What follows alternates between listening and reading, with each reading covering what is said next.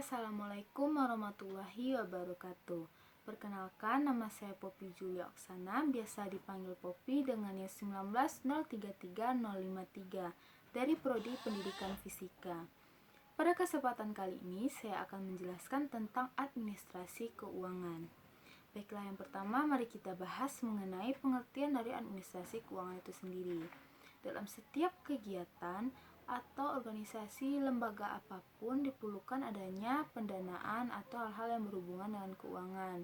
Oleh karena itu, pemimpin dari organisasi atau lembaga tersebut perlu mengetahui tentang bagaimana cara pendanaan, perencanaan, pengawasan dan pertanggungjawaban terhadap hal-hal yang berhubungan dengan keuangan.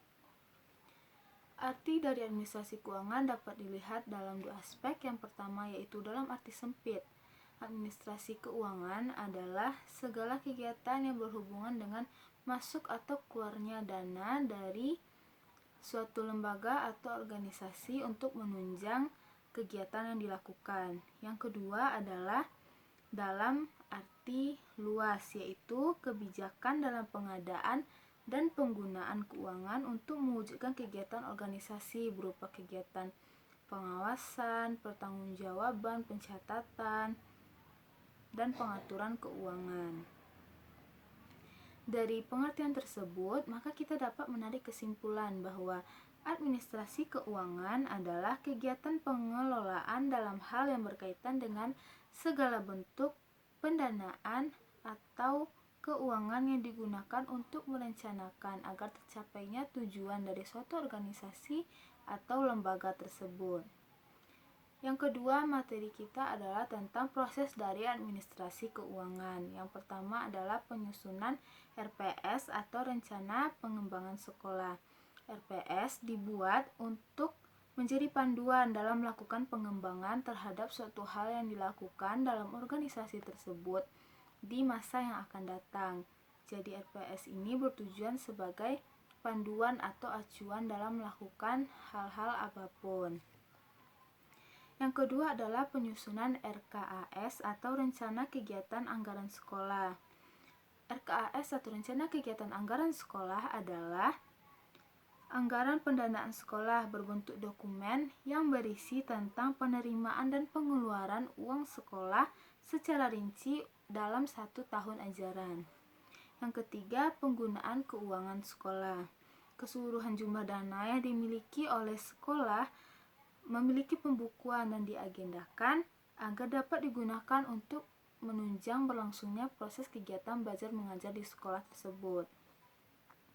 Yang keempat adalah pertanggungjawaban keuangan sekolah.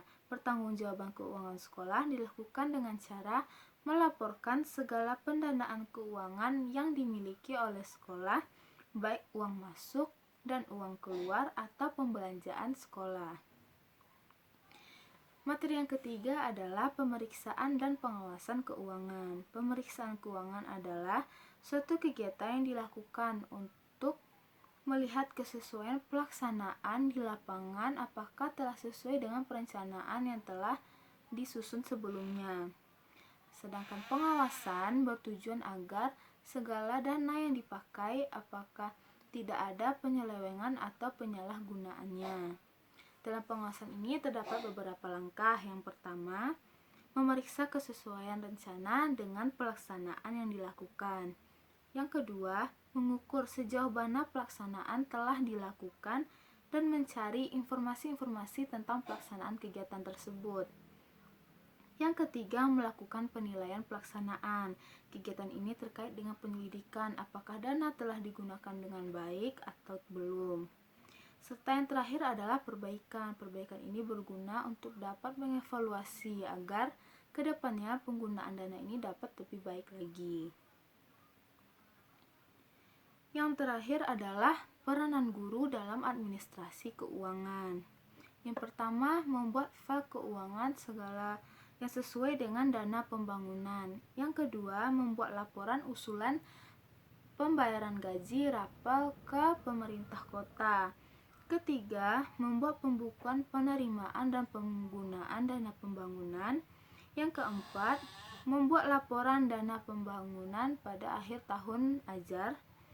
Yang kelima, membuat laporan anggaran pendapatan bantuan sekolah atau RAPBS. Yang keenam, membuat laporan triwulan dana bantuan operasional sekolah atau dana BOS. Yang ketujuh, menyetorkan pajak PPN dan PPh. 8. Membayarkan gaji atau rapel. Serta yang terakhir adalah menyimpan dan membuat arsip peraturan keuangan sekolah. Baiklah, sekian materi yang dapat saya jelaskan tentang administrasi keuangan. Terima kasih atas perhatiannya. Assalamualaikum warahmatullahi wabarakatuh.